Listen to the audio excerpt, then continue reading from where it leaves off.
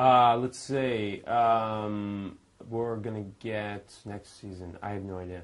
I actually literally have no idea. We know that Elena's a vampire. At least we have. It's inferred. You know. And I can't imagine she's not. Let's see. I don't know. I can tell you what my hopes are. You know, my hopes are that Stefan sort of. I hope that Stefan gets tempted by the dark side. You know, selfishly. You know, I'd like my character to stay in that dark world. But I really actually have no idea. They don't tell me anything. I think there's a possibility Stefan may develop a relationship with another woman. I don't want to be in the predicament of having to write season 4 because I don't know how they're going to maintain that that whole story of two brothers fighting over a mortal girl. You know, so I don't know if the whole thing's a trick.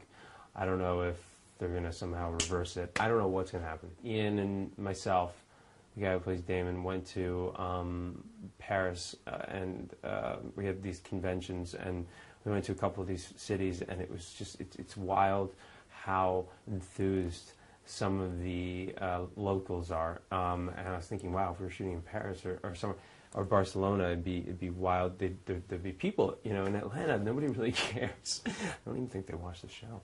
I really, it's kind of nice because, you know, we're just, you know, they film so many TV series or so many films now, and they have like actors like, you know, you have like Ryan Reynolds doing a movie and Ben Stiller simultaneously, and so it's in this little town, and so I think they're just sort of immune to being awestruck by us lowly television actors. We have these little like caps that go on, and sometimes they fall off.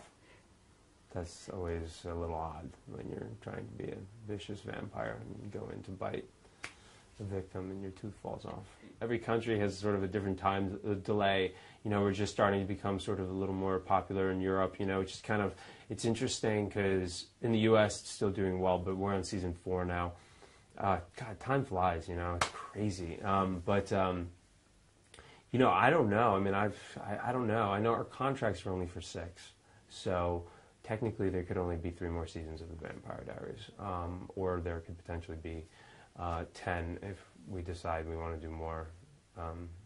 You know, I just don't know how it's going to pan out. You know, it's funny, when the show first came out, and when I first read the script for The Vampire Diaries, I thought, oh, well, okay, this is like, you know, they're trying to sort of ride the wave of Twilight. But, you know, and I'm sure the show came out initially because Twilight was a success. But I think at this point, Vampire Diaries has sort of become its own little franchise, you know, and then really the two